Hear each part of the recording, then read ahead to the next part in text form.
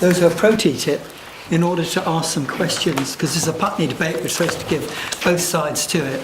And I think it might help to bring out some further things. And also it's for you, if you start to talk about this, the kind of questions and attitudes that you'll come up against, because this is the kind of stuff that comes out of the media and so forth. So the first one is about growth and jobs. You heard a little bit about it on the films. I threw it to ask anyone in the panel to answer. So the people of pro-TTIP say that it would be great for growth. It will be a shot in the arm for the economy, the global economy, as the EU and US combined account for nearly half of the world GDP. The potential gains from such a deal could be substantial, as much as £100 billion a year to the EU and 80 billion to the US, according to some estimates. Few things could give a greater boost on both sides of the Atlantic than a comprehensive deal that leads to a stimulus of trade in both directions. It could boost GDP in this country by up to £10 billion a year, according to the government's own impact assessment. £10 billion annually to the UK, that's equivalent to almost £400 per household. You'll often hear this figures being bandied around. It will promote exports and improve our trade balance. The potential gain to British output is between £4 billion and £10 billion, equating it to between 1% and 3% in exports. A deal will provide substantial boost to employment on both sides of the Atlantic. The TUC, the CBI and the Federation of Small Businesses all highlight the treaty's potential. It is believed that TTIP could add 400,000 UK jobs. And although NAFTA came in for a lot of criticism, the US perhaps is forgotten, that Mexico's economy increased by 8 to 9% afterwards. So what is there not to like about it, if it's going to be such a boost to the economy? I'd like to put that question to the panel. Because I know Glyn also enjoys talking about this. Yeah. Can I do a brief summary of it, and then you can go into all the stuff about cars and how it's all and how it's just a complete. Yeah, exactly. Yeah. So advocates claim that it will result in an extra 10 billion a year. So this study that was done by the CEPR, I wrote a thing with John Hillary that got sent around to all of the Labour Party and everyone telling them why this is nonsense. So I'm just going to list off a few reasons why this is nonsense, and then as I know from our Twitter exchanges, Glyn really likes talking about this, so I'm going to go on to him. So the reason this study is nonsense is in that study, this is a list of things that they didn't include. They didn't take into account the economic benefits of regulation.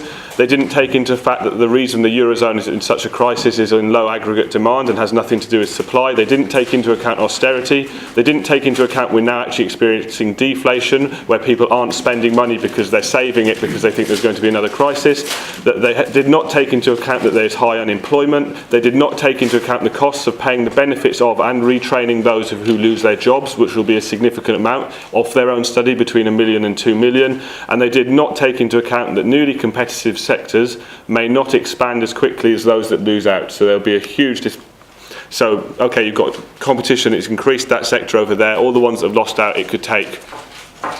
No, sorry, that was the other way around. So that one loses out over there really quickly. The new ones that are now competitive could take 10, 20 years to include, and then you've got to sort out the people who have been messed over in between, in the interim. Okay. So, and I now know that Glyn can probably expand on most of those points.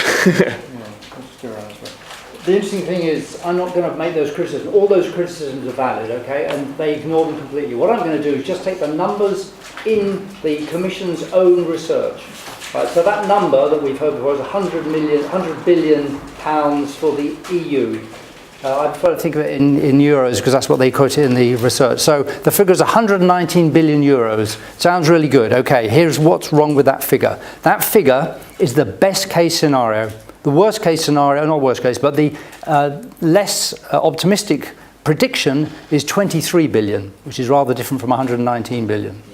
That figure is in 2027.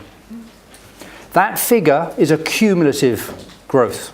So they're saying that compared to an economy that did not have TTIP, in 2027, there would be an extra 119 billion euros, okay, over the 10 years. So each year, if you work it out, that 119 billion is roughly 0.5% of GDP in Europe. But that's the cumulative growth across 10 years. It represents a real growth of 0.05% extra GDP per year. 0.05%. That's a rounding error. There is no economic model that is that accurate. These numbers are equivalent to 0, and that's the best case. So the best case is equivalent to 0. They keep using these numbers. They are tiny numbers. Ask any economist. Other economists have said this in their blogs as well. This is a con trick, going back to the business about this. Really, we're being tricked here. So this 119 billion euros is a tiny number. It really is tiny. Do not be fooled by it. The other figures they quote about per family, I mean, that's just a trick as well. The idea that even if it were 119 billion, it's going to be shared out equally across the families in this country. I mean, come on.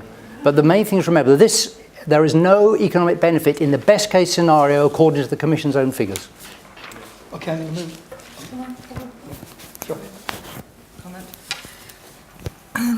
Thank you. Yeah, they basically seem to have ignored all of the downside and also all of the unevenness of distribution. There are going to be some very, very, very big winners, which will average away an awful lot of people's, well, to us, largish losses. Because this is services, at least we can't say that the extra jobs will be in Chinese labour camps, not here. But I would like to point out one bit of the spin that we hear all the time, because it really winds me up. When they say new jobs, they mean extra private sector jobs. Possibly part-time, possibly 0 hours contracts, possibly not on a wage you can feed yourself on, but that's what it means, private sector jobs. When they're talking about public sector jobs, those are always being lost, and those are referred to as savings. Thank you. Okay, Can I read something from the ILO? Can I read something from the ILO? I'm just going to move on because that's one of Is that a new study? Yeah, this is quite important. Yeah. Okay, go on. Okay, this is from the. Shall I use this?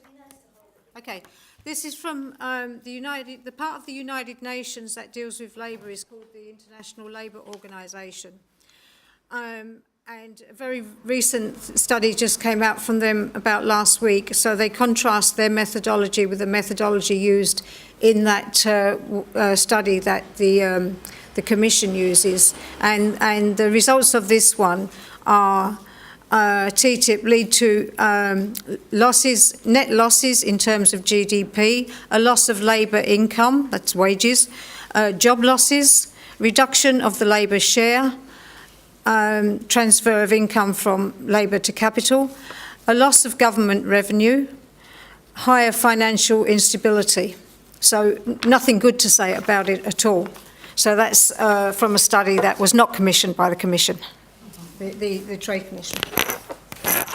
Okay, I'll just do one more question. I did have quite a lot, but I'll just do one about the NHS, as that's a burning kind of issue for me.